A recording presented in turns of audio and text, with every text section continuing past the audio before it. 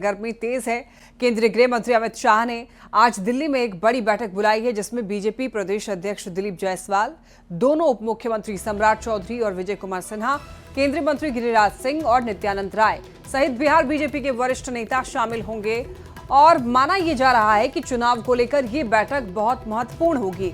सूत्रों के हवाले से जो खबर है, इस बैठक में 5 बड़े मुद्दों पर चर्चा संभव है। बैठक में संगठन के स्तर पर चर्चा होगी, महत्वपूर्ण राजनीतिक मुद्दों पर बात होगी, एनडीए के साथ समन्वय पर भी बात की जाएगी। वहीं एनडीए सम्मेलन से मिले हुए फीडबैक पर चर्चा होगी। इसके अलावा सरकार के प्रदर्शन पर भी चर्चा संभव है और साथ ही विपक्ष की वोटर अधिकार यात्रा के असर का विश्लेषण होगा। साथ ही पीएम मोदी की 15 सितंबर को पूर्णिया में होने वाली रैली की तैयारियों को लेकर के भी चर्चा हो सकती है और पीएम की मां के अपमान पर बीजेपी की रणनीति पर चर्चा संभव है। इस बैठक को लेकर बीजेपी और एनडीए के नेता काफी उत्साहित हैं और दरअसल ये जो बैठक है वो अपने आप में काफी महत्वपूर्ण बताई जा रही है और महत्वपूर्ण कई लिहाज से, क्योंकि कई ऐसे मुद्दे हैं जिस पर आज की बैठक में बात होने वाली है। खासतौर पर इसमें बिहार बीजेपी के बड़े नेताओं को बुलाया गया है इस बैठक में शामिल होने के लिए। गृह मंत्री अमित शाह की अध्यक्षता में ये बैठक होने वाली है और राजनीति के चाणक्य कहे जाते हैं अमित शाह। बीजेपी में अमित शाह यहां पर रणनीति बनाएंगे, उनकी अध्यक्षता में ही आज बैठक होने वाली है। जीत का मंत्र निकालेंगे। ज्यादा जानकारी के लिए न्यूज़ 18 संवाददाता अमितेश हमारे साथ जुड़ रहे हैं। अमितेश, दिल्ली में आज बीजेपी की बड़ी बैठक, बिहार बीजेपी के बड़े नेता इसमें शामिल होने वाले हैं, क्या कुछ अहम रहने वाला है इस बैठक में?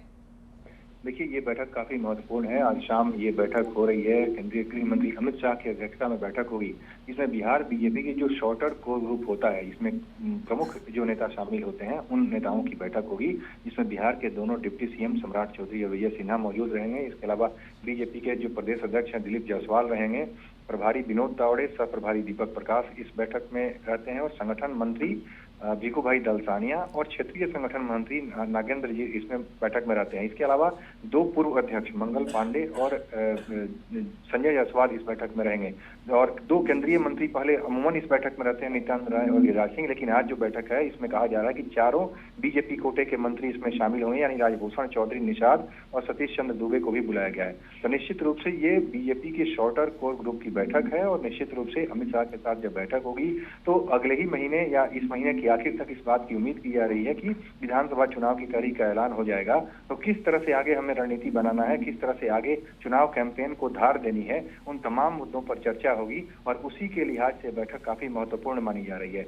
अभी देखा गया कि हाल ही में जिस तरह से वोटर अधिकार यात्रा खत्म हुई है राहुल गांधी तेजस्वी यादव की, उसमें जिस तरह से प्रधानमंत्री के मां के लिए अपशब्द का प्रयोग किया गया, उसके बाद जो हालात बने हैं उसको लेकर बीजेपी ने कल बिहार बंद बुलाया है, एनडीए ने बिहार बंद बुलाया है सुबह 7 बजे से 12 बजे तक का।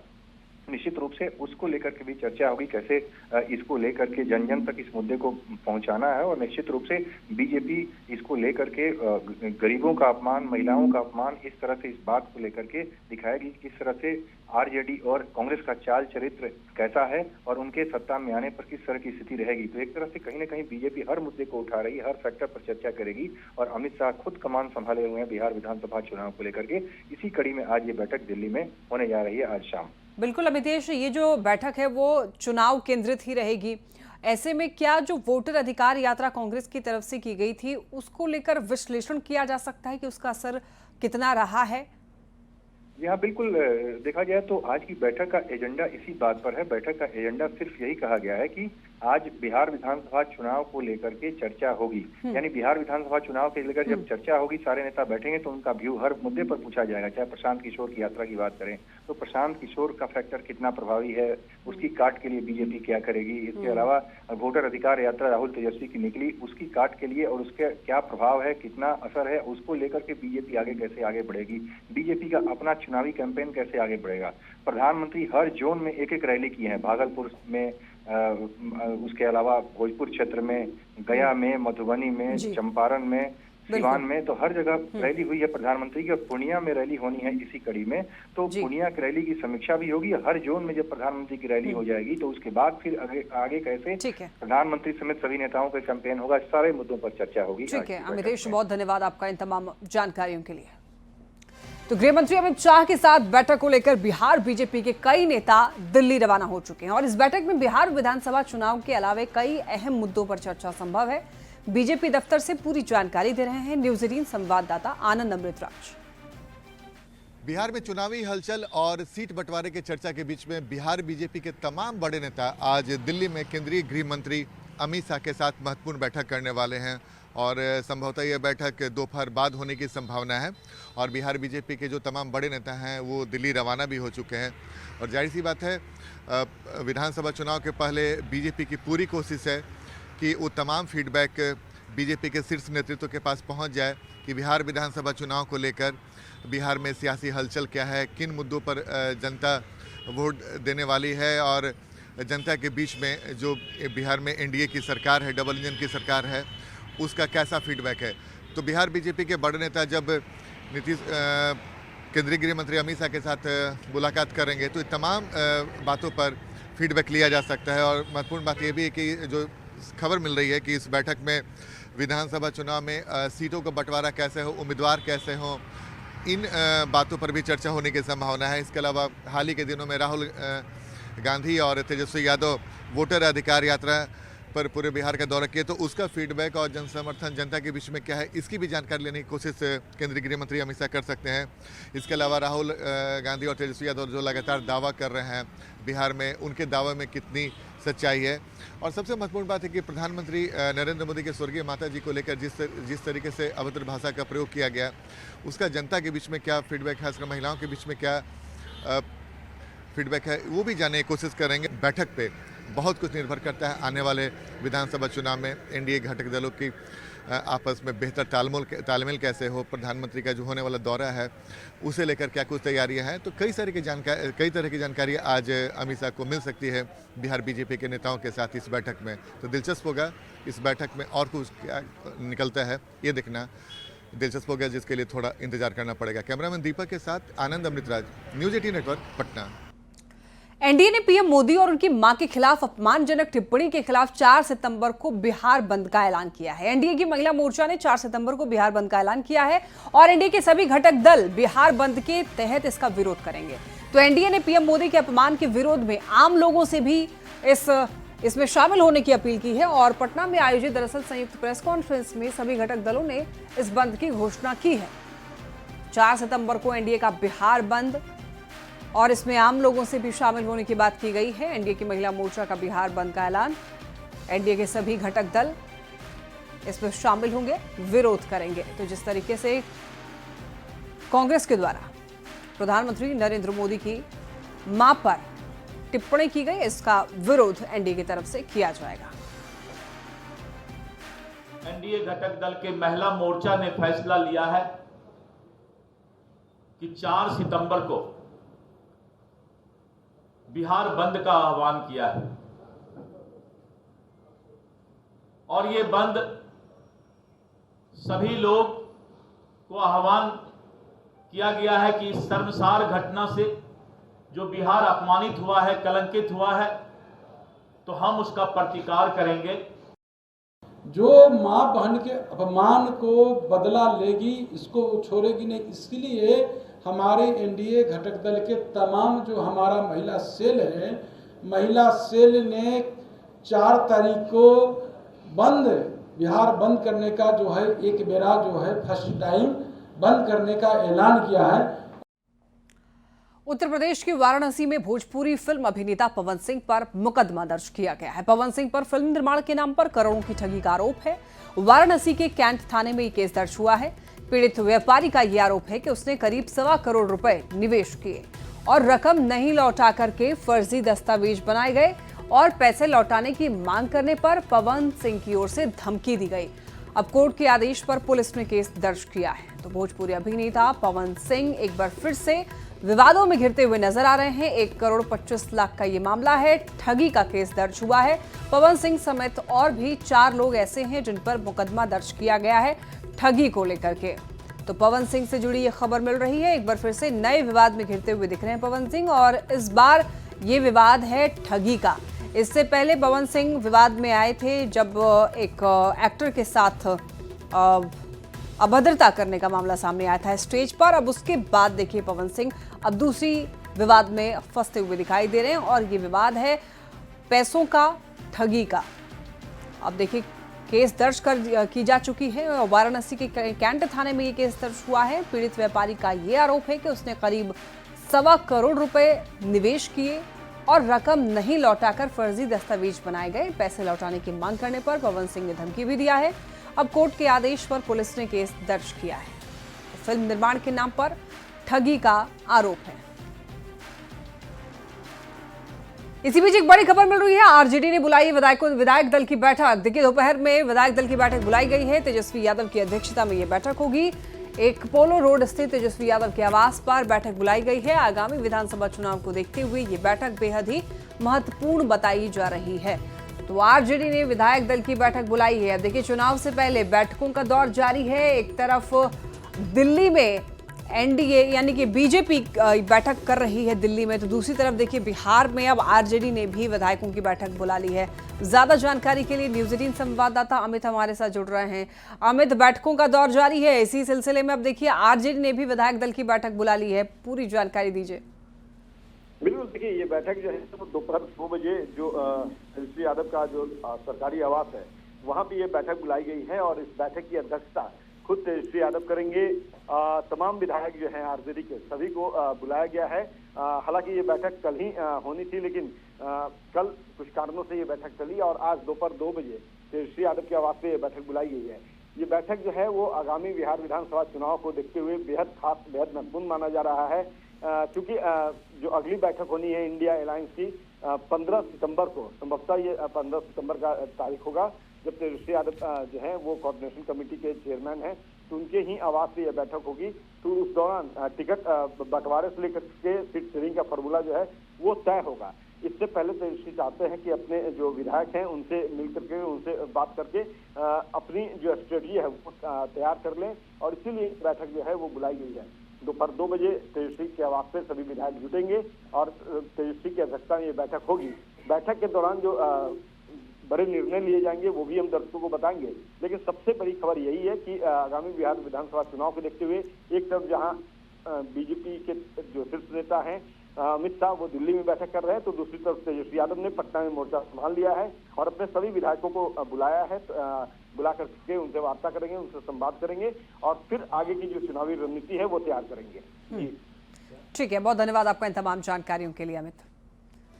तो देखिए एक तरफ दिल्ली में बीजेपी की बैठक हो रही है, तो दूसरी तरफ इधर पटना में तेजस्वी के आवास पर भी बैठक बुलाई गई है और दोनों तरफ देखिए बैठकों का दौर जारी है। चुनाव से पहले बैठक जो है काफी अहम है।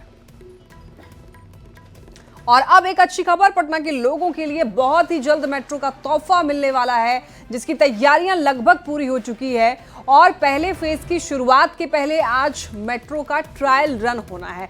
पूरी खबर बता रहे हैं न्यूज 18 संवाददाता आनंद अमित राज।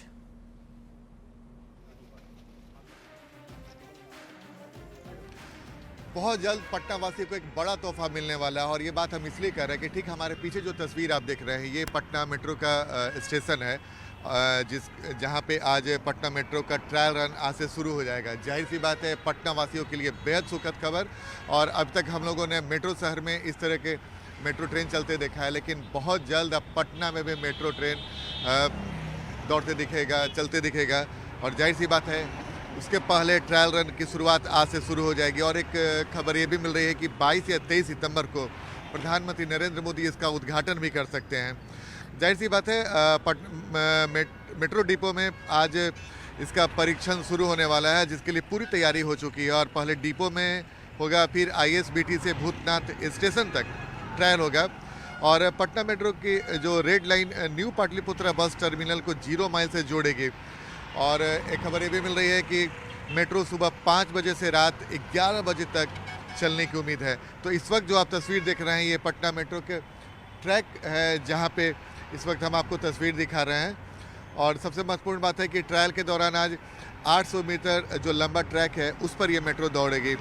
यह ट्रायल बैरिया बस टर्मिनल के पास, जहाँ की तस्वीर इस वक्त हम आपको दिखा रहे हैं, मेट्रो डिपो में 132 kV स्विच स्टेशन को पूरी तरीके से चार्ज करने के बाद यह किया जाएगा। तो जो भी टेक्निकल चीज़ है उसकी जानकारी भी हम आपको लगातार दे रहे हैं। और सबसे बड़ी बात है कि पहले चरण में पटना मेट्रो को रेड लाइन के नाम से जाना जाएगा। ये बेहद दिलचस्प और पटना वासियों के लिए गौरव की बात भी और एक बेहद खुशनुमा बात भी कि अब आपके पटना में भी मेट्रो दौड़ने वाला है, जिसकी तैयारियां लगभग पूरी हो चुकी है और आज इसका ट्रायल रन भी शुरू होने की संभावना है, जिसकी तस्वीर लगातार हम आपको दिखा रहे हैं।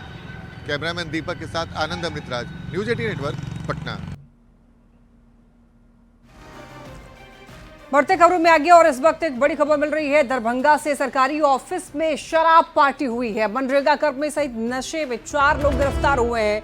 मनरेगा कार्यालय में पीओ संजीव कुमार के विदाई समारोह के अवसर पर शराब पार्टी का आयोजन किया गया। कुशेश्वर स्थान थाना की पुलिस ने मनरेगा कार्यालय में छापेमारी कर गिरफ्तार किया गया है। तो विदाई समारोह के अवसर पर शराब पार्टी, अब आप देख लीजिए कि सरकारी कार्यालय में ही शराब पार्टी का आयोजन किया गया है। शराबबंदी वाले राज्य में सरकारी ऑफिस में शराब पार्टी का आयोजन होना, ये किस ओर इशारा कर रहा है अब आप समझ सकते हैं। आम लोगों के लिए शराब उपलब्ध नहीं हो पाता है, लेकिन सरकारी आवास में शराब कहां से उपलब्ध हो रहा है, ये बड़ा सवाल है। तो दरभंगा का ये मामला है। सरकारी ऑफिस में विदाई समारोह के अवसर पर शराब पार्टी का आयोजन किया जाता है। मनरेगा कर्मी सहित नशे में 4 लोग गिरफ्तार होते हैं। मनरेगा कार्यालय में पीओ संजीव कुमार के विदाई समारोह के अवसर पर शराब पार्टी की गई। ज्यादा जानकारी देंगे न्यूज़ 18 संवाददाता विपिन कुमार दास हमारे साथ जुड़ रहे हैं। विपिन, विदाई समारोह में शराब पार्टी, शराब कहां से उपलब्ध हुआ और कितने लोगों की गिरफ्तारी हुई है, कहां से जानकारी मिली है, एक बार पूरी जानकारी दीजिए। जी बता दूं कि ये कुशेश्वर स्थान थाना क्षेत्र का मामला है और सबसे बड़ी बात है कि ये सरकारी कार्यालय मनरेगा विभाग में ही ये शराब पार्टी का आयोजन किया गया था और जो पीओ संजीव कुमार की विदाई समारोह थी उसको लेकर ये आयोजन था। और शराब चूंकि ये दियारा इलाका जो है जिला से काफी दूर है और ऐसे में वहाँ पे शराब मिलना और वो भी सरकारी जो कार्यालय है वहाँ शराब पार्टी करना बड़े सवाल खड़ा करता है शराबबंदी को लेकर, जिसको लेकर स्थानीय पुलिस जांच में जुटी हुई है कि ये शराब कहां से इन लोगों ने मंगाया और इनकी चूंकि मुख्यालय पर जो कार्यालय मुख्यालय और थाने की दूरी बहुत ज्यादा नहीं है, ऐसे में इतनी बड़ी साहस करना, सरकारी कर्मी होने के बावजूद सरकारी कार्यालय में शराब पार्टी करना एक बड़ी सवाल वहां खड़ा करता है। जी तो अब पुलिस का क्या कहना है, कितने लोगों को गिरफ्तार किया गया है विपिन? एक मनरेगा कर्मी है सवेरा कुमार, उनको भी गिरफ्तार किया गया। उनके साथ जो है 3 और लोग, 4 लोगों को टोटल गिरफ्तार किया गया है और उनसे गिरफ्तारी के बाद अब पूछताछ की जा रही है कि ये शराब कहां से लाया गया था और शराब पार्टी जो है वो किया जा रहा था जो शराबबंदी जैसे राज्य में, इनसे पूछताछ की जा रही है। जी ठीक है विपिन, बहुत धन्यवाद तमाम जानकारियों के लिए। चलिए बात करते हैं मौसम की। मौसम विभाग ने दिल्ली और एनसीआर के लिए आज भारी बारिश का ऑरेंज अलर्ट जारी किया है। दिल्ली के कई जिलों में गरज के साथ मध्यम से तीव्र बारिश की संभावना है, जबकि कुछ इलाकों में हल्की से मध्यम बारिश का अनुमान है। नोएडा और गुरुग्राम में भी भारी बारिश की चेतावनी जारी की गई है। बारिश को लेकर नोएडा और गाजियाबाद में सभी स्कूल बंद कर दिए गए हैं। तो फिलहाल बच्चों को कोई परेशानी ना हो, इसकी वजह से स्कूल जो है वो बंद कर दिए गए हैं। देखिए दिल्ली में बारिश ने 15 सालों का रिकॉर्ड तोड़ दिया है। दिल्ली में यमुना नदी का जलस्तर खतरे के निशान के ऊपर पहुंच गया है, जिससे कि निचले इलाकों में तेजी से पानी बढ़ रहा है। अब देखिए यमुना बाजार, मजनू का टीला और इधर बुराड़ी में बाढ़ जैसे इलाकों में रहने वाले लोगों को रेस्क्यू करके सुरक्षित जगहों पर पहुंचाया गया। यमुना का जलस्तर 206.76 मीटर यानी कि खतरे के निशान के ऊपर पहुंच गया है। और आपको बता दें कि आज इसके और भी ज़्यादा बढ़ने की संभावना जताई जा रही। आज भी दिल्ली एनसीआर में भारी बारिश की संभावना है। तो ऐसे में दिल्ली, गाजियाबाद, गौतम बुद्ध नगर में आज स्कूल बंद कर दिए गए हैं। दिल्ली में यमुना का जल स्तर लगातार बढ़ रहा है और 207 को छूने की कगार पर है। इस वक्त दिल्ली का जल स्तर जो है वो 206.80 बना हुआ है। मैं लोहे वाले पुल पर मौजूद हूँ और यहाँ तस्वीर अगर आपको दिखाए तो सबसे पहले आप मार्कर देखिए किस तरीके से पहले चेतावनी का स्तर, फिर खतरे का स्तर पार करके अब जो है ये 207 को छूने को तैयार है। लोहे वाले ब्रिज और यमुना के बीच में बेहद कम गैप रह गया है। आप देख रहे हैं पीछे की तरफ अगर आप देखेंगे तो आपको महसूस होगा कि यमुना का पानी जो है वो लोहे वाले ब्रिज से टच होता हुआ जा रहा है। यही कारण है कि कल शाम से यहाँ पर ट्रैफिक जो है वो बंद कर दिया गया है। लोहे वाले पुल के ऊपर से जो ट्रेन जाती हैं वो भी रेस्ट्रिक्टेड स्पीड पे जा रही हैं। ऐसे में लगातार ये जल स्तर जो है ये बढ़ता जा रहा है और आज 207 छू जाएगा, ऐसा अनुमान जो है वो लगाया जा रहा है। यहाँ जहाँ इस वक्त हमारी मौजूदगी है, यहाँ पर कल जब हम खड़े थे तो आराम से यहाँ से आगे तक हम जा पाते थे, क्योंकि ये जो एक पूरा यहाँ पर एक सिस्टम बना हुआ था, तो इस तरीके से यहाँ तक पानी नहीं भरा हुआ था। पर जब आज यहाँ पर हम आ रहे हैं तो आने वाले रास्ते में पानी भरा हुआ है। ये पूरे पेड़ यहाँ पानी में डूबे हुए नजर आ रहे हैं। और फिलहाल अगर बात की जाए तो पानी का जो स्तर है, जो जल स्तर है, वो फिलहाल बढ़ता हुआ यानी कि अपवर्ड ट्रेंड्स में ही नजर आ रहा है। कैमरा पर्सन जयकिशन के साथ प्रियंका कांडपाल, न्यूज़ 18 इंडिया, दिल्ली।